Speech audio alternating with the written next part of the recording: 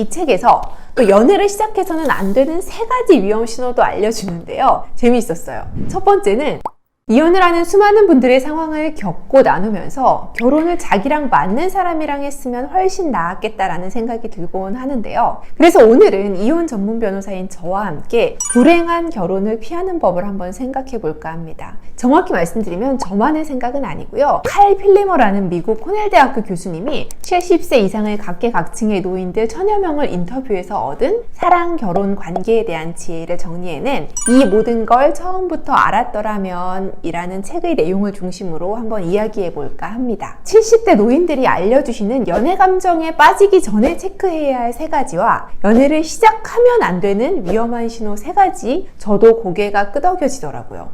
먼저 불행한 결혼을 피하기 위해서 연애 감정에 빠지기 전에 체크해야 할 3가지는 이렇습니다. 첫 번째는요, 생계를 꾸릴 만한 사람인가를 확인하라고 조언합니다. 결혼은요, 부부가 공동으로 재산을 관리하는 경제단체의 성격을 띠는데요. 부부는 경제적 성공과 생활 수준을 공유하고 자기 일에 최선을 다하는 사람, 직업적 성공을 위해 전심전력 다하는 사람을 만나야 한다는 겁니다. 이제 돈을 잘 버는 직장까지는 아니라도 자신의 몫을 감당함으로써 각자 경제적 의무를 다하겠다는 합의를 성실히 이행해야 한다는 겁니다. 두 번째는요, 재정적으로 책임감 있게 행동을 하는가를 확인해야 합니다. 돈은 씀씀이가 해픈 사람이라면 위험 신호로 받아들여야 하고요. 빚이 잔뜩 있다면 바로 그 자체에 문제가 있다는 겁니다. 결혼할 사람이라면 이제 더 이상 내 것, 네 것 구분하지 않아도 될 정도로 신뢰할 수 있어야 하기 때문이죠.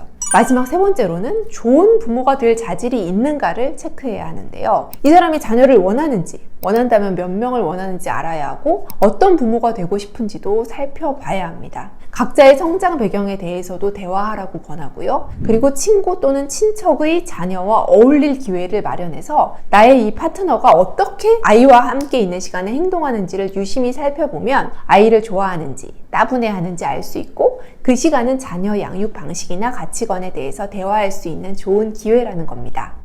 3가지 모두 제가 이혼 소송을 할 때 느껴지는 핵심 포인트이기 때문에 사랑에 빠지기 전에 이 부분이 체크될 필요가 있다는 점에는 매우 공감합니다. 성급히 일반화하기는 어렵지만 배우자의 경제적 무능으로 이혼을 고민하는 사람들의 절대 다수가 배우자가 한 직장을 오래 다니지 못했다고 푸념해요. 결혼 전에도 이 직장 저 직장 옮겨 다녔었고 결혼 생활 중에도 상당 부분 일 안 하고 집에서 쉬었고 한 직장을 6개월 이상 다닌 적이 없어요 라는 이야기들을 자주 듣는데요. 이게 바로 첫 번째 요건인 생계를 꾸릴 만한 사람인지에 대한 고려가 없었기 때문이죠.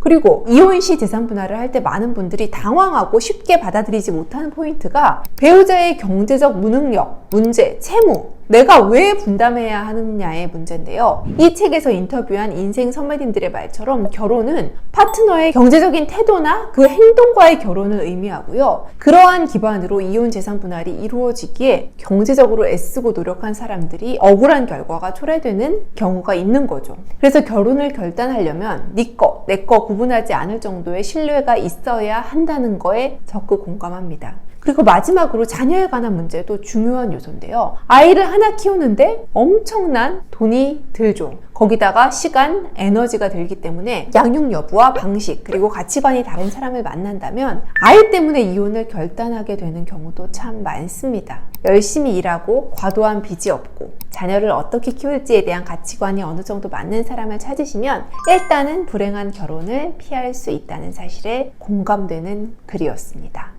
이 책에서 또 연애를 시작해서는 안 되는 3가지 위험 신호도 알려주는데요. 재미있었어요. 첫 번째는 내 주변인 중에서 아무도 내 애인을 좋아하지 않는다는 점. 그리고 또 한 가지는 심하게 화낼 일이 아닌데 막 화를 폭발하는 경우. 그리고 3번째는 술을 절제하지 못하는 경우. 이렇게 3가지를 꼽았어요. 공감되시나요? 주변인들, 특히 우리 부모님들이 결혼을 말리는 데는 상당한 이유가 있습니다. 부모님뿐만 아니라 언니, 오빠, 이모, 삼촌, 나의 절친 등 나를 아끼는 사람들이 아무도 나의 결혼을 지지하지 않는다면요. 그 관계는 꼭 다시 생각해 보셔야 합니다. 그리고요, 분노 조절 장애인 사람들 의외로 많아요. 서로 잘 보이고 싶은 연애 관계에서 화를 많이 내는 사람들은 결혼하고 이제 두 사람이 편한 사이가 되면 배우자를 막대할 가능성이 엄청 높아요. 데이트 폭력이 가정 폭력으로 이어지는 것은 불변의 진리입니다.